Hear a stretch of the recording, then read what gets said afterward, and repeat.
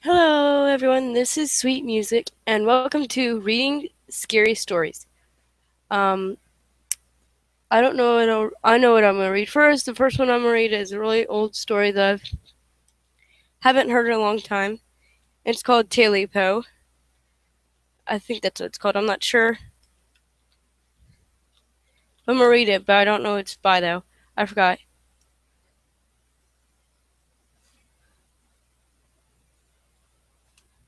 Okay. This is a scary.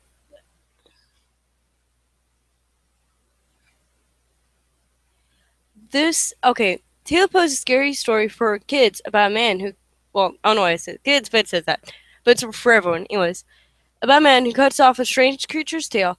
The creature wants it back. The thing gets messy. The story is based on an old folk tale from North America. It's sometimes known as Taily Bone or Taily Bones.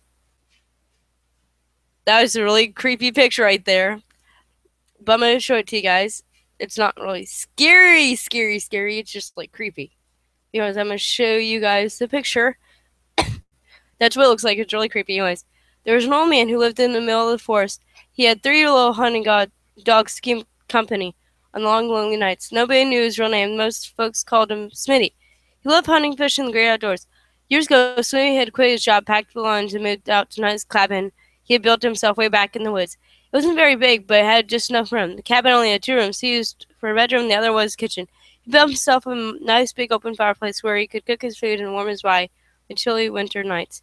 He planted himself a nice vegetable garden by the side of the house so he could go out every morning, every day, and hunt rabbits and fish during the warm nights. Warm months. Smee had no problem catching as much as the small game he needed, but in the colder months, it became a little more difficult to keep his stomach full. One cold winter night, an old man went out to a store shed to see what he could find for dinner. All he found was a small piece of fatty meat and a handful of moldy potatoes. He had to make do with what there was there, so he cooked it, gobbled it down. Smee was still a little hungry. There wasn't much he could do. So, despite the protest of his grumbling stomach, Smee stoked the fireplace to keep the cabin warm and went to bed. He was just about to fall asleep when he heard something in the room. He opened his eyes and saw a shadow creeping across the wall. He slipped out of the bed and tiptoed over the room. There he saw the oddest-looking creature you ever seen. It was short, stubby, with pointed ears, short, fat feet with long claws, and had a long, bushy tail. There were no open doors or windows. So Smee was confused at how the frank-looking thing had gotten in. He quietly picked up his axe and creep, creeping silently over the odd critter, brought it down squarely on its big tail. The creature let out a screech and escaped through the hole in the wall.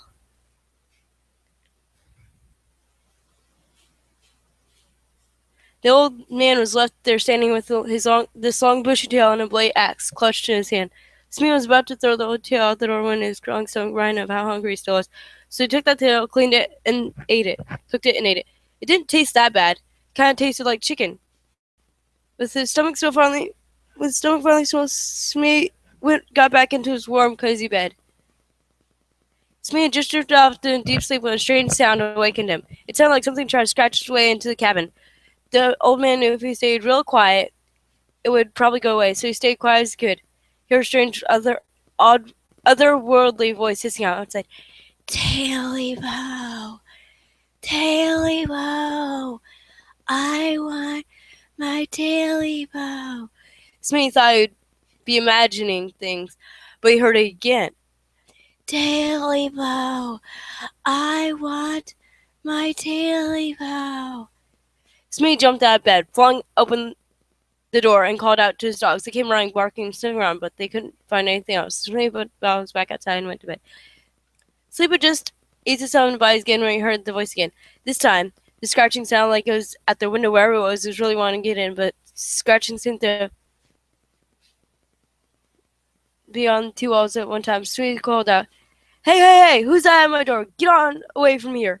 Hee-haw! Then he heard a strange voice again, only this time a little louder. Taily Po! Taily Po! Where is my Taily Po? Old Smee, who wasn't one to frighten easily, was getting a little shaky. This was getting really weird. So he stood at the window. He called, I know, you know, Calico, come on over here. Yeah! see what's the scratching at my house. The 3 dogs bounded up the porch. They sniffed around and barked and sniffed, barked and around and barked and sniffed, but they never found anything at all. Smee decided to stay up for the rest of the night, protect himself, the dogs, and his little cabin. He pulled the chair next to the fireplace, grabbed the blanket from the bed, and settled for the rest of the wind, chilled wintry night. Sleep soon took over. Once again, he dozed off. His elements died, and Smee woke with a start. Sound of the scratching seemed to overbreak from the every area of the cabin. Smee friendly his rifle or something to defend himself, but he was so frightened he couldn't find anything. Scratch grew louder and louder. Taily-po! Give me back my Taily-po! Oh, it's Taily-po, Taily-po, give me back my Taily-po. Anyways, Smee yelled back, leave me alone, I ain't got your Taily-po. Then he called his dogs, but this time the dogs didn't come. He waited, but still no one dog came running. Smee had never been so scared in his life. He ran into his bed and jumped in there, scratching, and the voice grew louder and louder. Taily-po! Taily-po! Give me back my Taily-po! Smee yelled back as loud as he could. I ain't got no Taily-po, so why don't you leave me alone and go on about your business? I ain't never hurt anybody or nothing, so just leave me alone. Scratching seemed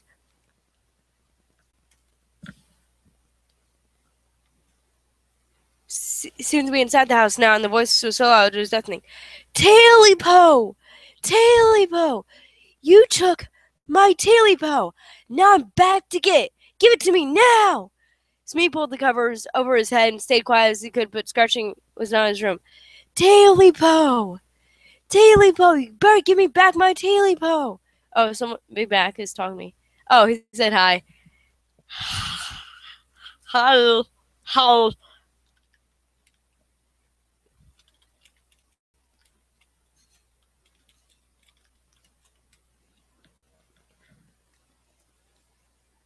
Okay. Back to getting serious. Okay. Smee felt then the thing scratching up the bottom of the bed and onto the cover. Smee's covered down to see what was slowly approaching. He saw a short, stubby creature that had pointy dark feet, long claws, and bloodshot eyes that glowed in the dark. Eyes seemed to burn straight through Smee. Before he could pull the cover over his head again, the thing pounced on his chest, looked straight into him, and said,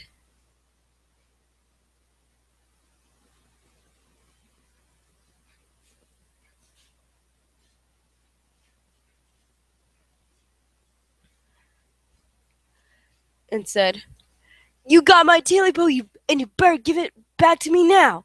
Smee yelled. "I ate it! I ate your Taily-po! It's gone!"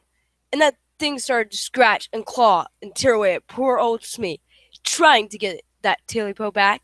Smee tried to fight back, but that thing was too strong, and those claws were too sharp. Smee's scream echoed through the dark mountains, then stopped, leaving a chilling silence. After a month or two without hearing from Smee, the folks who owned the store at the base of the mountain went up to his cabin, made sure everything was right. They got there and found the cabin torn to shreds, no sign of Smee or the dogs. These written words called for them, "Smee, I know, you know, Comtico, Calico." They never found a thing. They searched as far as heading down the mountain. The wind began to blow. A strange voice could be heard saying, "Taily-po! Taily-po! Now I've got my Taily-po!"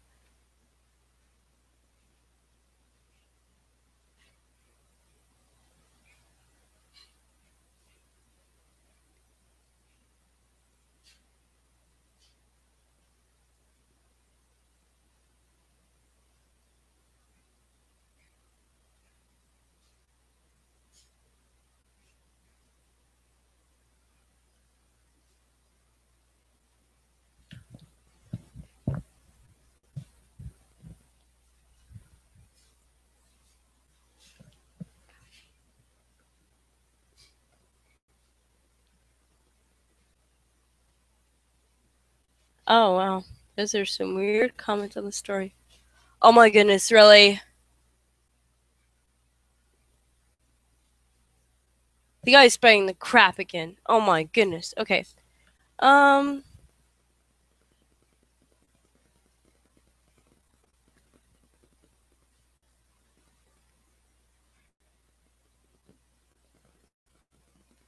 I'm going to do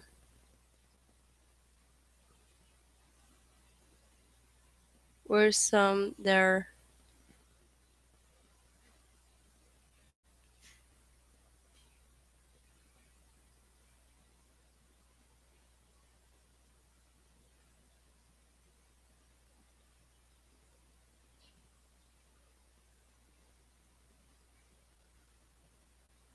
Ooh!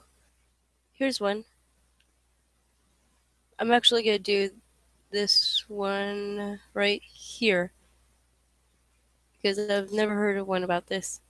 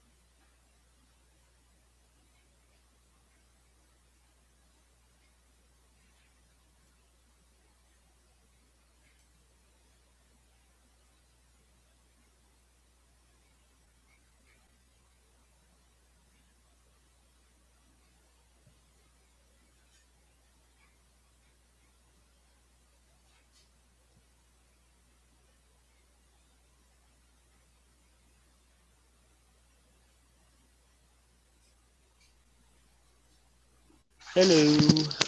Hello. It's Death Brody here. What's up? Nothing much. You probably heard me reading the story of Tilly Poe. Nope, I just got here. Oh, that is a really creepy story. You should look it up. Yeah. It's supposed to be for kids. Okay. Well, I've been trying to stream lately. I can't do it. I've tried going live. I can't. So yeah, There's a sucks. bunch of weird, scary stories. So how did you live stream this? So you're wondering how I live streamed this? Yeah, I've tried. I failed. It said this event will start soon. I said I want to stream now. Nope, it's like this will stream later. I'm like, it's like, are you kidding me? No. Ooh, I know what I'm gonna do. I'm gonna do urban legends because I'm bored. You should do And I cupcakes. no. No, Pinky's. Ooh, I know which one I'm gonna do. You should read Pinky's Birthday Party. That one's a good one. I haven't read it yet, but I just found it. So Pinky's Birthday Party looked fun to read. So I guess you need a computer to live stream this. Yeah. Oh, that's what went wrong. Okay, because then I tried to do it on my phone. It said it was doing it like it wouldn't have a live stream here. It just said it would be Okay. What do you like. think? Which one should I do? There's Bloody Mary, The Babysitter, Japanese urban legends, Candyman, Baby Blue, or Urban Myths, Carmen Winstead, Smith sisters murdered, Scary Legends, Clown Statue, The Hook, Mexican urban legends, 13th Floor, Humans Can Look Too, Myths and Legends, Kenny Thieves, Vanishing Hitchhiker, Korean urban legends, Killer in the Backseat, Bedroom Light, Chinese urban legends, The Roommates, The Boyfriend, Under the Bed, Hello Kitty, Buried Alive, Tang Lotion, Harry Arms, Zoe Tape, Wild Rose, or Bus Driver. Hello Kitty sounds amusing. Okay, but I think Tang Lotion sounds really weird. So what I was trying to do was it says fanfic reading I tried earlier. If I click on it, it's probably gonna mess up. But Oh, here it is. According to legend, Hello Kitty was created back in the 1970s by a woman apparently her 14-year-old daughter was diagnosed with cancer of the mouth. Doctor told the mother that her child terminally ill and there's nothing they could do for her. Her mother refused to get up hope and visited every church in the city praying for her daughter. When that didn't work, she came in the end of rope. Desperate woman became involved with satanic rituals and devil worship.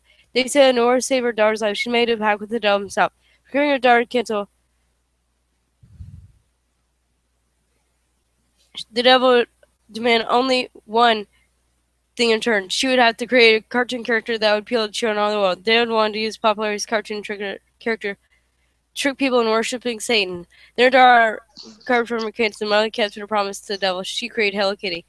So, as the story goes, Hello Kitty was dying with no mouth because the daughter had cancer of the mouth.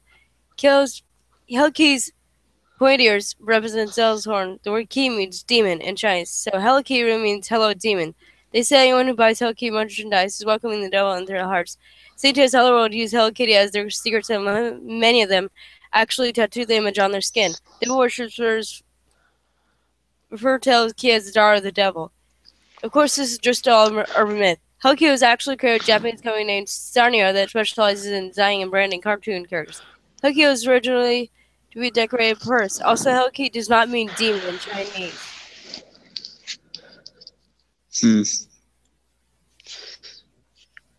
Well, do you care if I read one? Said I have one. There's a few more. It's not over yet. Anyways, these aren't okay.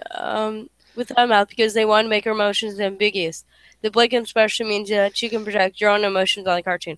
If you're sad, then Hello Kitty looks sad. If you're happy, then Hello Kitty looks happy. If you will seem to feel whatever emotion you're feeling. So the truth is, Hello Kitty is not associated with Santa rituals or the devil worship at all. However, in 1999, a brutal murder took place in Hong Kong. Later, known as the Hello Kitty murder. 3 men kidnapped a young woman, kept her captive in an apartment for a month. They tortured her and then murdered her, known as the Hello Kitty murder, because the killers carved off the victim's head and hid it inside a Hello Kitty doll. Now that's a true story. Wow. Yeah, that's like messed up right there. Yes. Oh, what's this? Red dot game. What's this? I swear.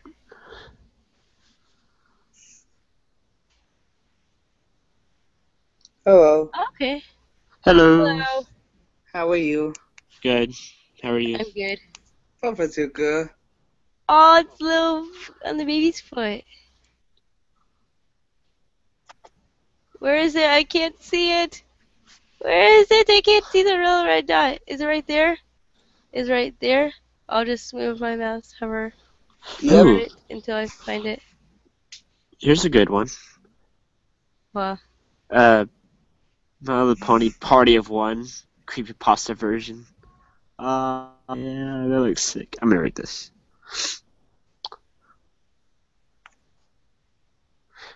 Should I read this? You know, just kind of. I don't know. Come on. Oh, I wonder where Eighth Flame is. Yeah. I don't know where he is. But my friend Big Macintosh will join in a while. Oh, I know him. He's awesome. Oh yeah, you probably heard me telling a story, the Hello Kitty story. No, he just got here like at the end. Oh. No one's watching this, I'm guessing. No, I just was browsing through Google Plus. I was Ooh, bored. what's this? Bubble wrap. There's a book. This 5v1. Oh my Damn. goodness. What the? Okay, I'm a little bit scared right now. Oh my. It's just. But in this game, you have to watch out for the Exorcist girl's scary pop up. So I'm kind of scared. I don't want her to pop up on me. Me, yeah. Because most stuff that are like really like when you're not really expecting it, and like when I was like not even expecting like one of the character like animatronics would find that the phrase popped up, it scared the living day. Oh my goodness, that scared the living daylights out of me. Oh, I gotta see this. oh my goodness. What is it? Oh my goodness. It's called something like Bubble Wrap or something like that. I'm not going back to that website. Oh my goodness. Bubble wrap? Oh. Bubble wrap? Is that what it is? Bubble wrap? And it's with it's to do with like this scary exorcist girl popping up. Oh, that doesn't sound bad. Bubble wrap.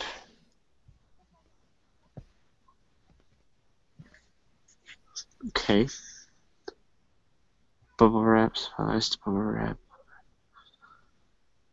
Oh, are you sure it's called bubble wrap? Cause oh, hang on to me. Bubble wrap.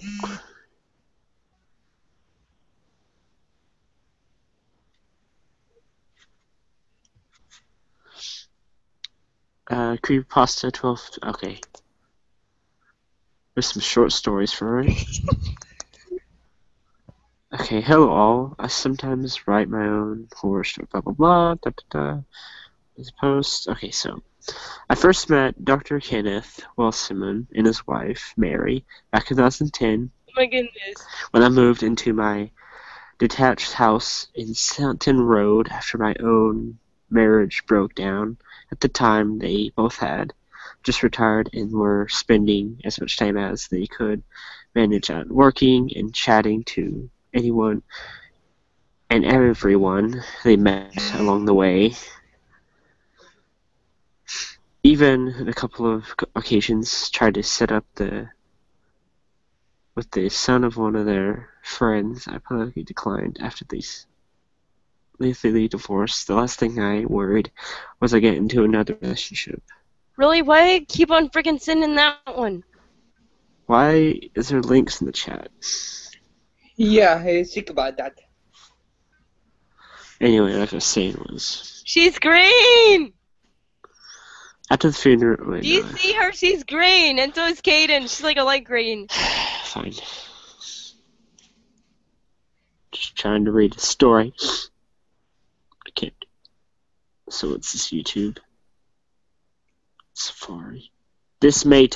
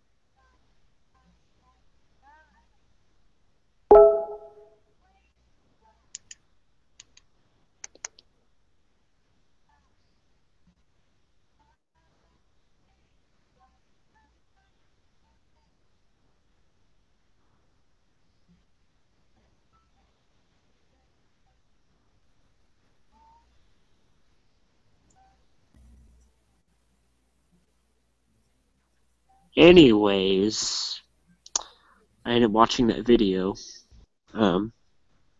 Yeah. So, what's up? Oh no, the DV. You? Nothing. Where's sweet music at? It's funny because it's live. Yep. And she's like derping it up. I guess I'll read while she's not here. It's... Okay. Okay, here we go. So like I said, like is going for. Okay, anyways. Everything changed one night last March. Mary had passed away in her sleep. I had called around with a newspaper for Kenny. Also do every morning and found him crying in the kitchen. He had been inconsolable. His partner of 36 years was gone. After the funeral, he changed. He became massively introvert, much more distant from unresponsive. On the rarest occasion, he would sneak He began insisting that he would refer to him as Dr. Williamson, and opposed to Cannon or Kenny, which we had preferred previously. He had been out with the house since the day that we burned Mary. James and Claire Smith, a lovely young couple and good friends of mine from over the road, approached me as soon as Mary's death and voiced their concerns to me about the doctor's health. We agreed that the three of us would regularly visit him and make sure that the house was clean and he was eating something substantial. At the first visit, we all tempted and we were a little ashamed to find those every piece of furniture has been covered with several layers of bubble wrap. The settee of the living room, the dining room, and the chairs, even the single bed that his wife slept in, all that was spared were the television and the favorite armchair of the living room and the microwave and kettle of the kitchen. Claire asked him where he had found the bubble wrap, but he had chosen not to reply. We had all exchanged concerned glances at each other. Clearly the man was struggling with his loss. James and Claire had discussed this as they thought perhaps it would be better for Kenny's friends to help him through this difficult time, rather than bringing in a qualified care to the sole grounds that he wasn't coping with the change and more disruption to his daily routine, maybe detriment of his mental health. Until I had been reluctant to go ahead with this, but we all agreed that if he noticed any disruption in the condition, we would arrange for further help for him. Over the next few weeks, we saw a very little progress in Kenny, in the extent that I had been on the cusp of calling in professional care for him, more than once. But James and Carrie seemed a lot unbreakable in their disruption to rescue our old friend. He really spoke to us even when he did manage to draw something out for him. It would only be one word answer to one of our questions. I think what concerned me most was until he would call Claire or myself by his late wife's name, never our own. I began seriously questioning our decision to do was ourselves. Our interference has been going, but I'm not sure we have done the right thing. Earlier today, James and Claire called around the house after they cooked lunch for Kenny. Claire wore a smile from ear to ear before I could invite them in. She announced that the next-door neighbor had insisted that they call him Kenny and to drop the formalities. This is good to hear, and I allow myself a little smile at the news. Maybe our time and effort was paying off after all. I expressed my concern about Kenny's apparent ability to tell myself or Claire about Mary. James on his as I was talking. Me too. She was worried about this, but he was innocent of Kenny's request to be called by his first name was a sign that his condition was improved, and we just needed to keep up with the work. We were just doing it for him. Before they left, Claire advised that she was going back over to spend the afternoon with him. She hoped to be able to coax with him into the back garden while the wet in the snack bag? Well, there was once. James had a few errands to run, and would be gone for a couple of hours. I suggested to Claire that I would be over in the evening meal for Kenny later, so on, and she and James could have the evening together. We agreed on this, and we all went our separate ways. I stand now at Kenny's doorstep with a carrier bag in one hand, which contains the chicken and potatoes I intend to cook for tonight's meal. Out of courtesy, I knock on the door, but I did not wait for it to be answered. Kenny hasn't been answering the door anyway. I've got into the habit of doing it so he was aware that I'm coming into the house. I push the door open and step inside. The first thing I hear is a television and a smile. I can tell when Kenny was watching one of his nature programs. He always did love animals. I sometimes wonder why he became a doctor and not a vet. I cut straight through the kitchen and into the living room as I greet him. His eyes were glued to the screen, and he seemed to not notice me. I glance in the television and shudder at the sight of a spider on the screen. Gross, I hate spiders. I'd sit with you for a bit, but I think watching this would put me off my dinner. I joke. He didn't respond. He would just sit staring blankly at the screen. My heart was sinking at this point. I can't see any sight here, man, I noticed to know. Did you have a nice afternoon with Clesia? I'm stopped by the tracks by what I glanced through the ajar dining room floor. I pushed the door all the way open as I stepped through. There was a dining room table with chairs wrapped up as they had been for months. And there was something else now, a figure wrapped up in bubble wrap with a caterpillar and a cartoon sat in one of the chairs, slumped forward over the table. Kenny, I managed to choke out words. What the hell is this? I have a horrible feeling in my gut that Claire is the one wrapped up in here. I suddenly feel very afraid of this place, and one of the old men in the next door room. I want to go be back home, or just anywhere else. Mary, is that you? Sweetheart, the voice behind him makes me jump. I spin around to see Kenny stood in the hallway, staring at me with glazed over eyes. He was a roll of bubble wrap and held lightly in his right hand. Got to keep you safe this time, he says, unraveling the packaging. I promise you I'll never let them take you away ever again. Okay, sir.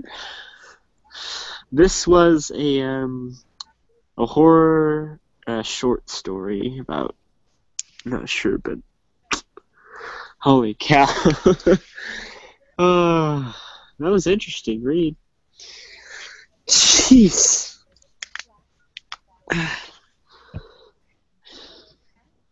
That was interesting read there. This was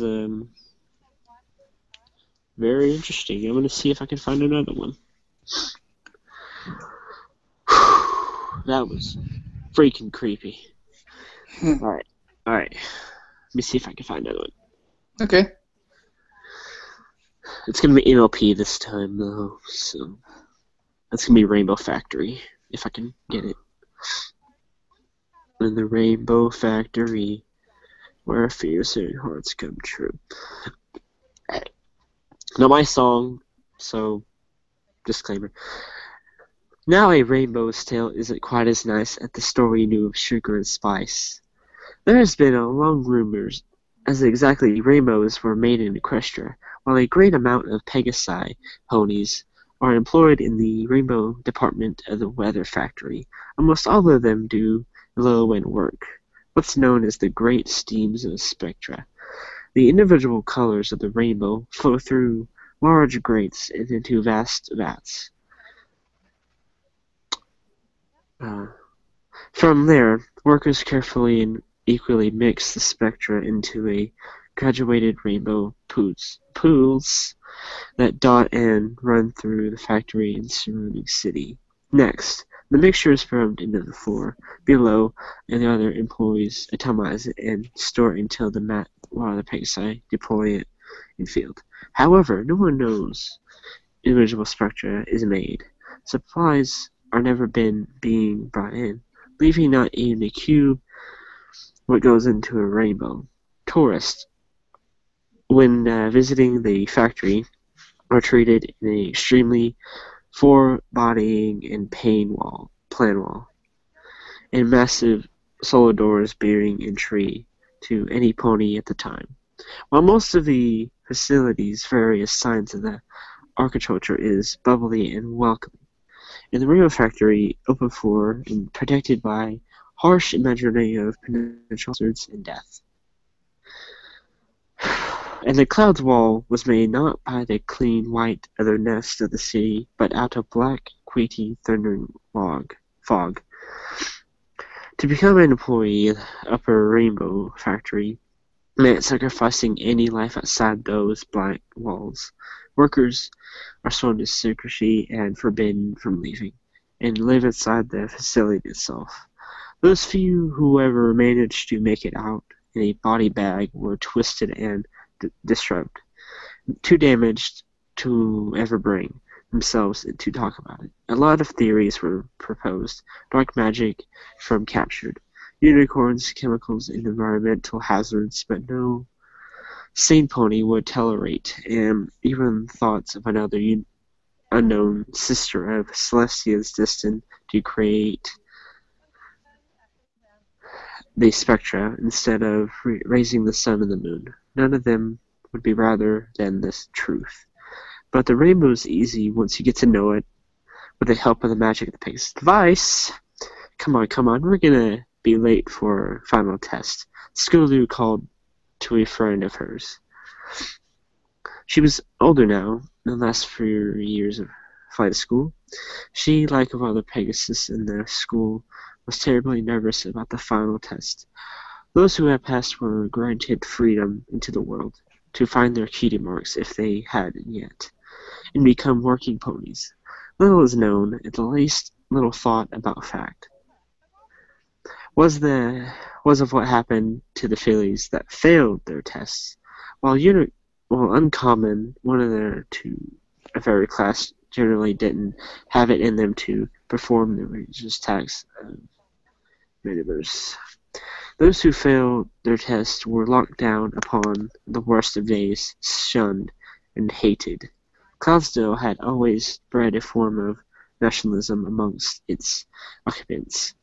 If you weren't the best or didn't show the potential of being the greatest, you weren't allowed to be part of the glorious collective. Scootaloo moved a little to the side of Orion. A tall yet fairly skinny pony settled next to her.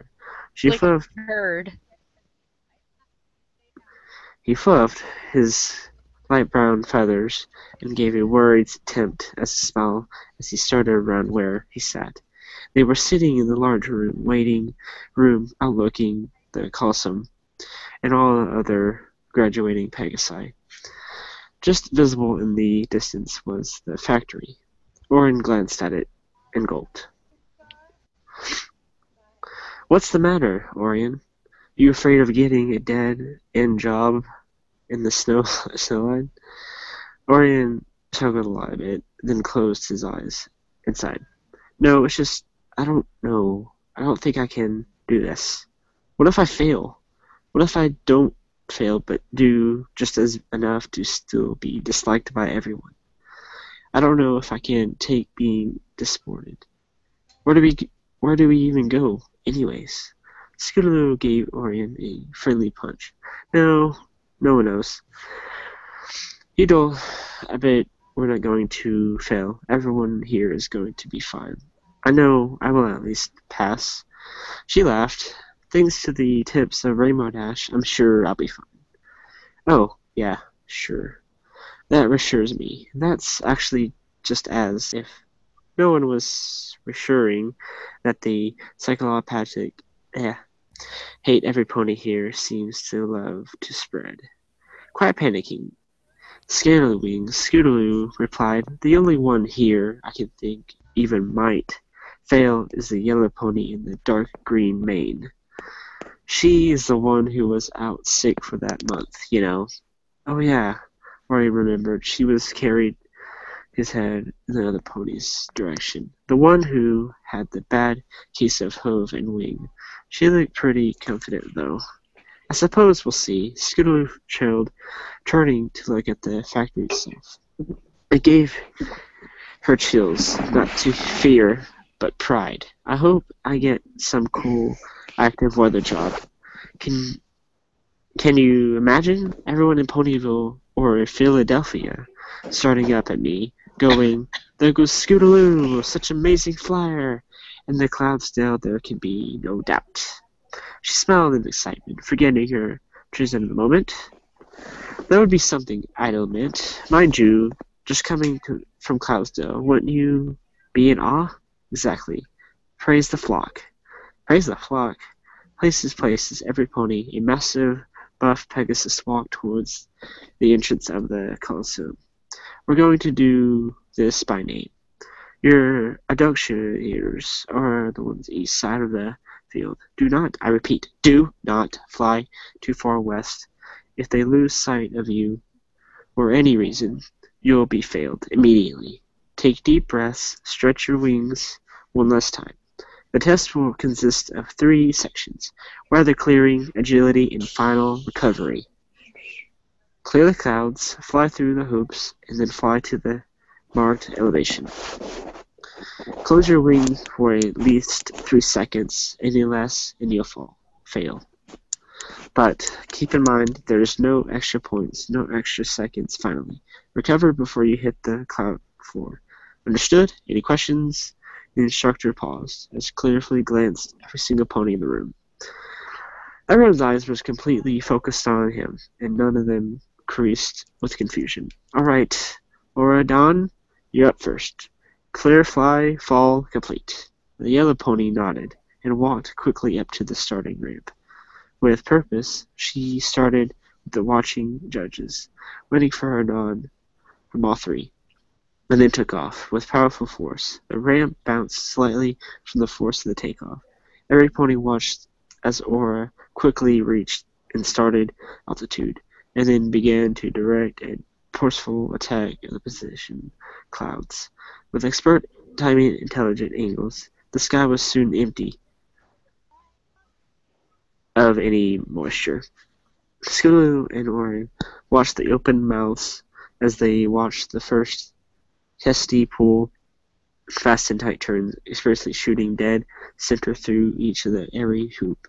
Finally, Aura pulled herself up with a proper altitude, hovered, and closed her wings. The group of students grasped as she started plummeting down towards the clouds and counted.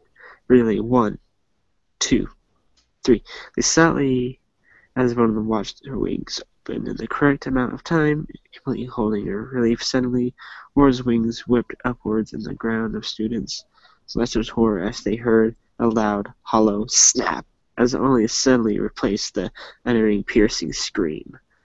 Many, like Orin, shielded their eyes and their wings, as others, like Scootaloo, could only watch, terrified, as the blur of yellow, green, and red plummeted into a cloud as a dull thump.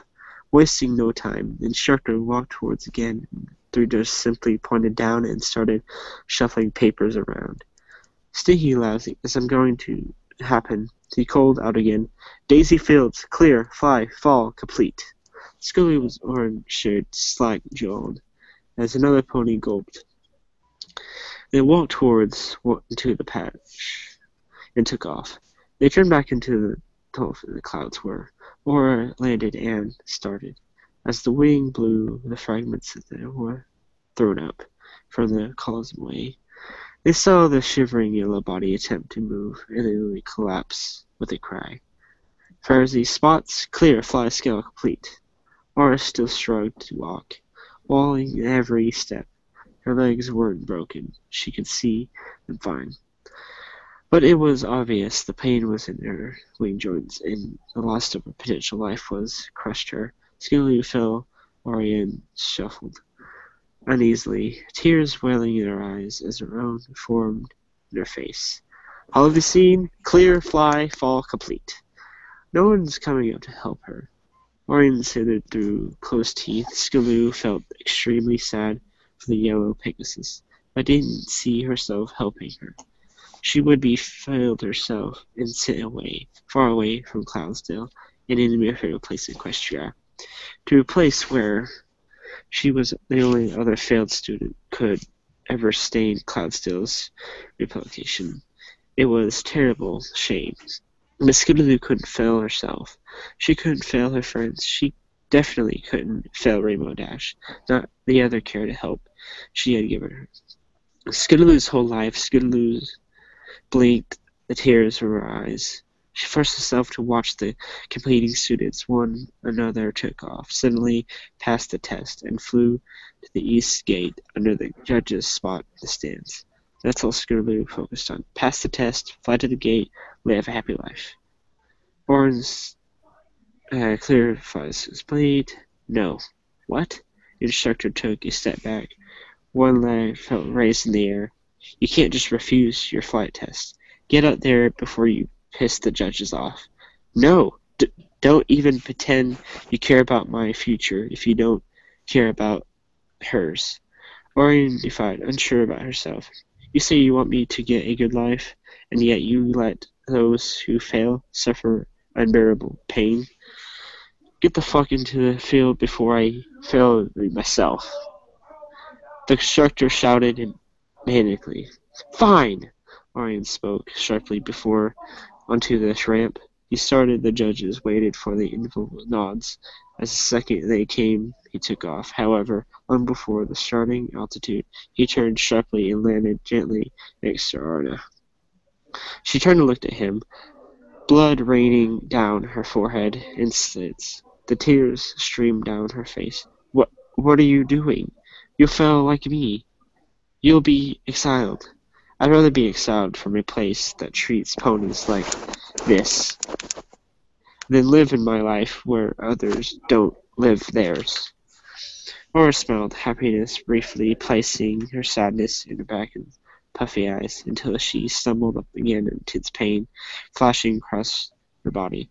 Once leaned in close, using the ring that braced the yellow ponies against himself. He stared up at the judges, beaming hate in his vision. They stared down, unaffected, and simply pointed down, before looking back towards the ramp. The next contestant, Scootaloo, stood shocked, hardly hearing her name called. She moved humbly up to the ramp, never took her eyes off her friends. And she pony was sacrificed himself to help. After a brief moment, she shook her head, recovering her thoughts, and looked in the judges. Thoughts passed through her head as she watched them all nod. Oh, Celestia, what do? I can't let everyone know I'm down, but I'll never see Orion again. I hope he knew the risk when he did that. I am sure he's thinking the same thing right now. She glanced at Orion. He wasn't looking at her. She took off, heartbroken. Instinct kicked in as familiar rush in the wind cooled her and blew her thoughts away. She stopped at the right altitude and then on again.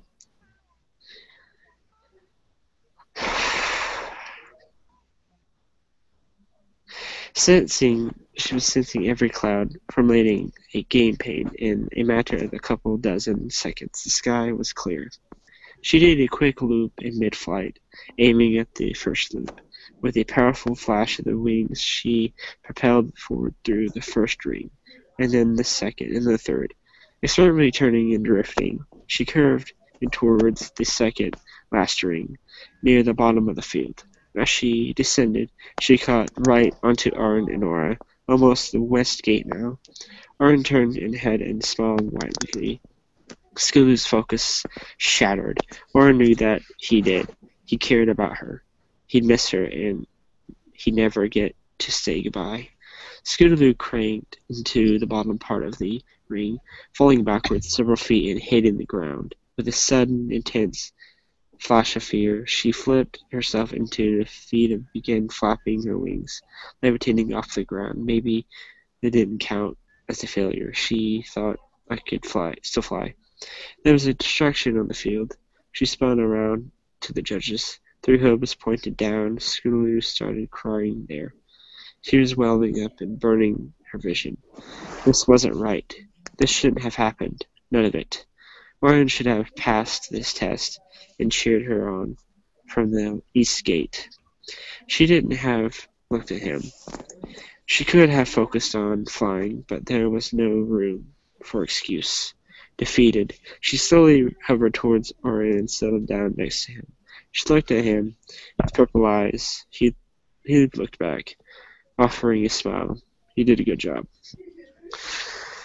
Skiddly dropped his head and sobbed, then walked around Orion, lifted his wing under her own, and whelped Orion walk into the west gate. Before them stood a long, unlit hall, and the only cheap sign stuck on the wall, notifying test failures to proceed down the hall. They walked only briefly to gather themselves and prepare for they had been taken, and then stopped forward together. Oh gosh.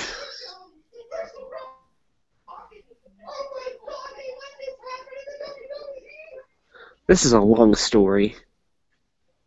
Holy cow. Yep. I'm gonna stop there. Let's just say something happened and blah. God. Here's Big Mac. I'm done. It's too long. It's freaking forever. I wasn't even halfway done. It was like a quarter.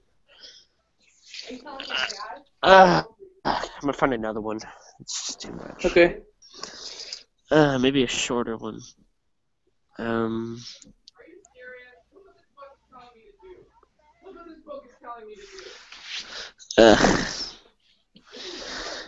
Okay, let's see how long this one is. Oh, that one's not as long. I can do this one. Okay. Okay. Alright, so this one's called, this is still live, right? Yep. Okay. Alright. Alright, so Creepypasta, the last Discord episode. Before, keep calm and flutter on. Okay, here we go. I never really watched my... Oh, that's really... I'm just gonna read. I never really watched My Little Pony that much. Honestly, the only thing that got me hooked on the show was Discord. I really love Discord. Yet one night, while I was surfing through the web, I came upon an ad for a bootleg episode for My Little Pony titled Discord's Revenge. Sweet, I thought I've been kind of hoping another episode was in the Codic Demicus. Now I was only on eBay at the moment, and really I did never buy anything over the web. Yet the price this guy was putting it for was a steal. Just $1? I thought, of course, believe this was to be a scam. Yet, what kind of con man tricks a guy out just to put $1? Said a bit of thought. I decided to buy it anyway. It was just $1 after all. Almost like another owned it wanted to be rid of it. A week later, it came in the mail. I was so happy to see Discord again. The only way it dropped him after 2 episodes the way they did, just turning him back into stone. Discord deserved longer than that. Now I was watching TV alone, being as I put it at 10 o'clock at night. My parents were out cold as they were my little brothers and sis, even my dog too. So it's just me and my old Discord. The menu screen comes... The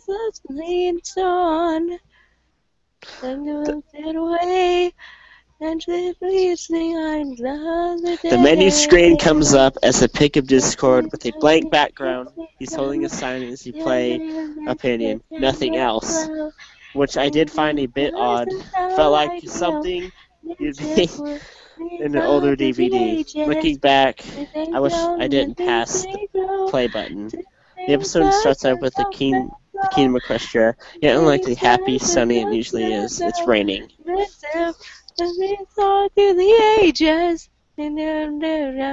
guess the rating's gonna be cancelled.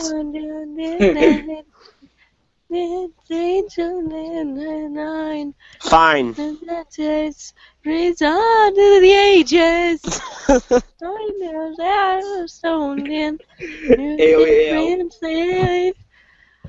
How long has this been going? I don't know. In your own way. Need the event and the affair are. Just be night and time. So how? Next forever. Then the ship flew the same. I missed the elf. See ya. Things may go. Bye.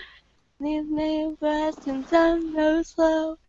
Things fast and so I know.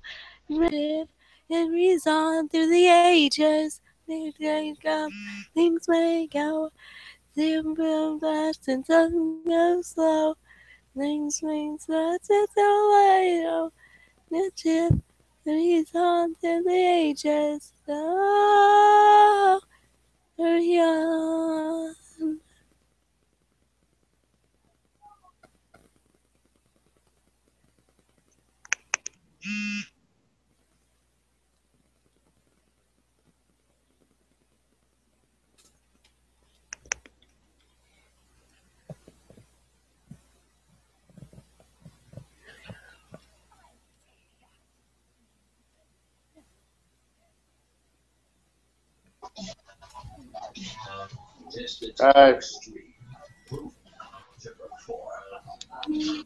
Hello, Jacob. How are you? Jacob. I'm good. I'm I'm good depressed. too. Damn remotes.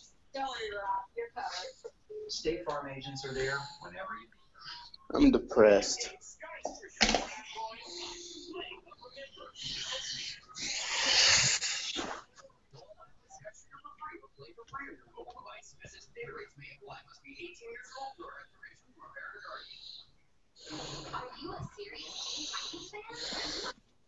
Are you serious? Okay, big goodbye. Yes.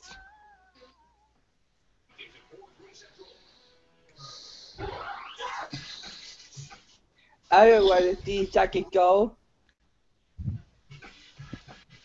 Oh, Mew, are you serious? Gossip, they like coffee. Any places they say no. Don't want to be obnoxious, but you're with the gossip. That do sound getting got it. And at the topless, she might sit with my rocket. 298765439 and popping. What? You got an argument, and you like me arguing. He ain't no rock star, Why? but she got movies. She ain't no actress, but she make movies. And she's just that thing around. Never be bringing a life. Look at that girl. Look at that girl. That girl. Pennies and stuff. Quarters, whatever those are. But she got fashion. She ain't a model. But can be flashing. And she's Because we don't just want that thing that money around. for a messy house. Okay.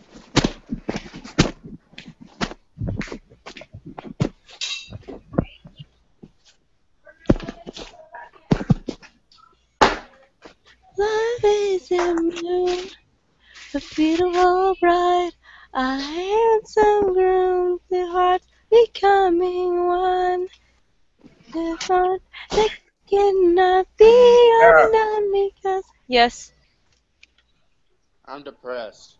Why? Because. Why?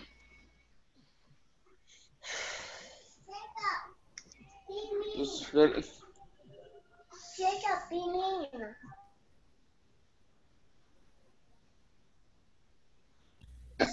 Jacob, be mean. Jacob, be mean. Why do you want me to be mean? This is Ziva. Hello. Hey, Viva. She's so cute. What is she doing? She started to look. Here's my leg, and there you go. LOL.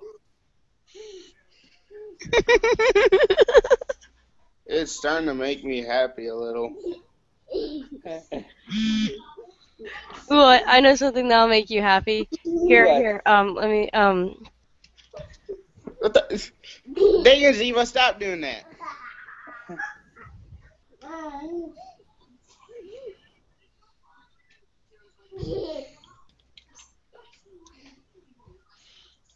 Ziva.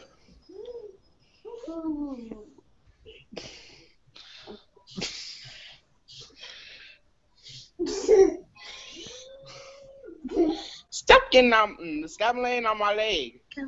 Yeah. This is me. That's strange. Looks like the minute to do. Ziva. This is what I am.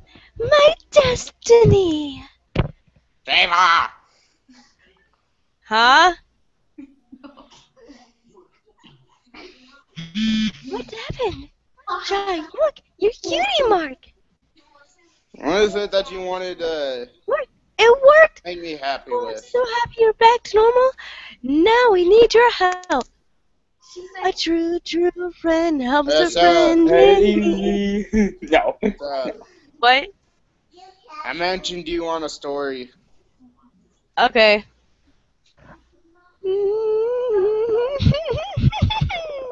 No. I'm weird. We're all Not weird. Will. Wait, let me get something. I'll be there to help them see. A true friend helps a friend in Yeah, need did to you see get the- the light. Did you Shine get the from a mentioned? true friend. Friend trapped inside, remember? Sarah, Where it needs your Sarah, help. did you get the mention? Yes, I'm reading it. Alright.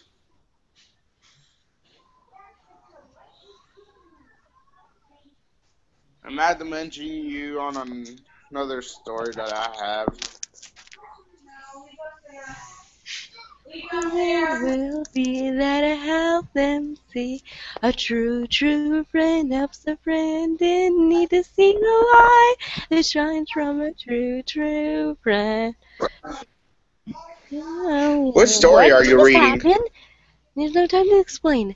They're up Applejacks don't make dresses. Say no more. Applejack needs your help. She's trying hard, doing what she can. Would you try? Just give it a chance. You might find that you'll start to understand. A true friend helps a friend in need. A friend will be there to help them see.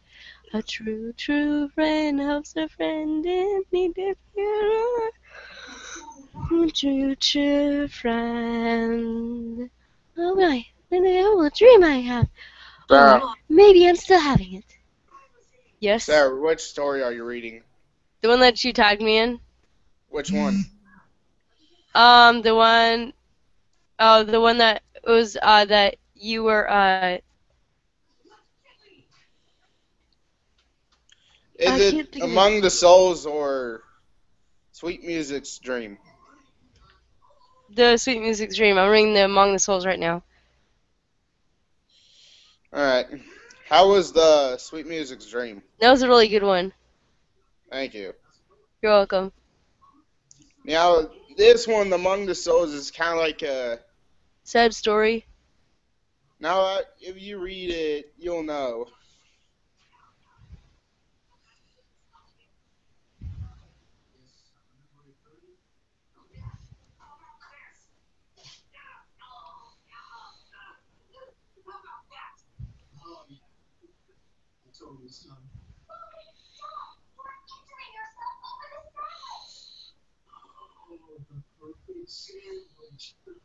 That's what this is all about. Yeah, I'm super bummed when I finish, but who would let things go?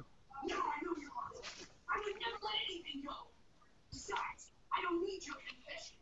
You're me, and I know me. There's only one place I put the sandwiches in your refrigerator. See this? I'm crazy here.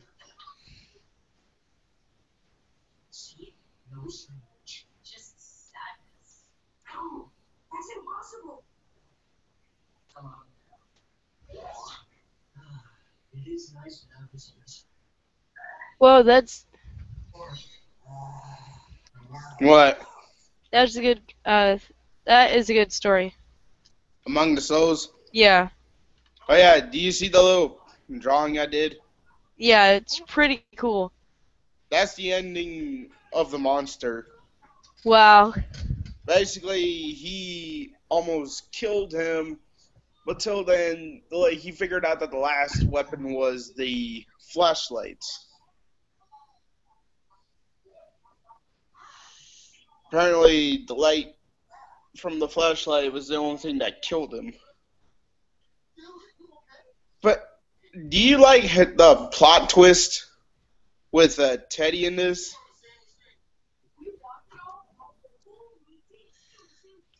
Sarah, Yes. did you like the plot twist? Yes, it's really, really weird. Oh yeah, there's like this story that I read. I want to read it. You sure you want to read it? Yes. Man, I can't wait for Fallout 4 and Black Ops 3. And you can't wait for the movie that's coming out for Pokemon. For what? Lose the apple farm. Will you get Applejack's help? Lose the apple farm. Well, I can't now. I can't me. Pinkie Pie is in trouble. We need to get there by her side. We can try to do what we can now. For together we can be her guide. A true friend helps a friend in need. A friend will be there to help them see. A true friend helps a friend in need to see the light that shines from a true friend.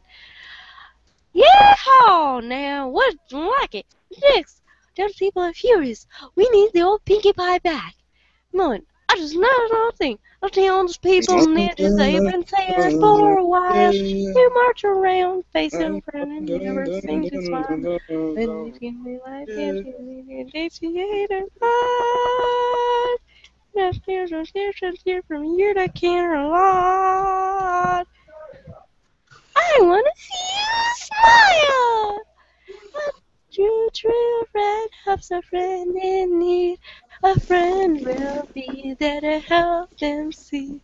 A true friend helps a friend in need to see the light that shines from a true friend. No, it's not. No, it's not up, Mom. Did you mention me on the story that so I can read it?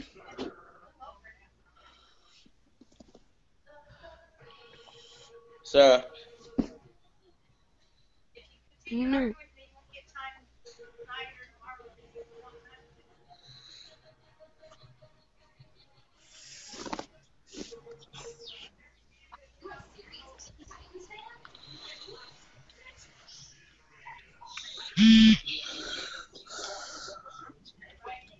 Yes. did you mention me on the story that you said? If I'm sure I wanted to read it.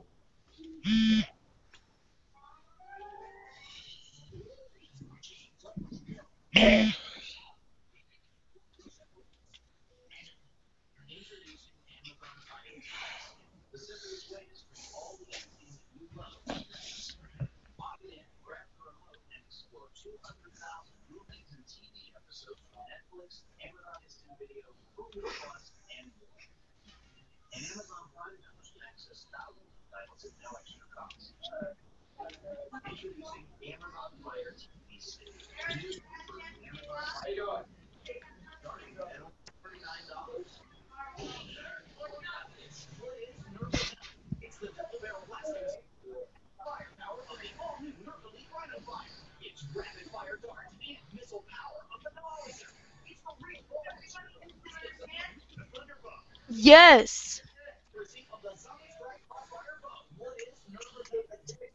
Wait, is this the one that you wanted to have me read?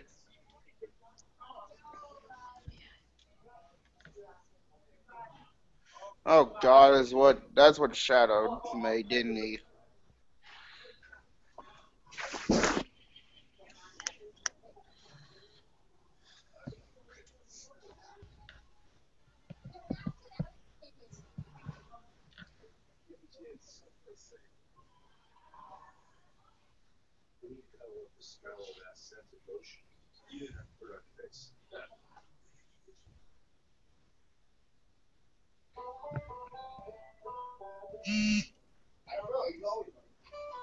I tagged you in it. I know. That's what that one guy wrote, didn't he? What? Isn't that what that one guy wrote, or did you make that? I made that. Oh, okay. I'm gonna finish it later though, because I have to go now. But you Uh, know, whoever joins, it doesn't really matter really to me, because I don't really uh, care. But I'll be on tomorrow though. Alright. Yeah. See you later, guys. Bye. Bye. Yeah.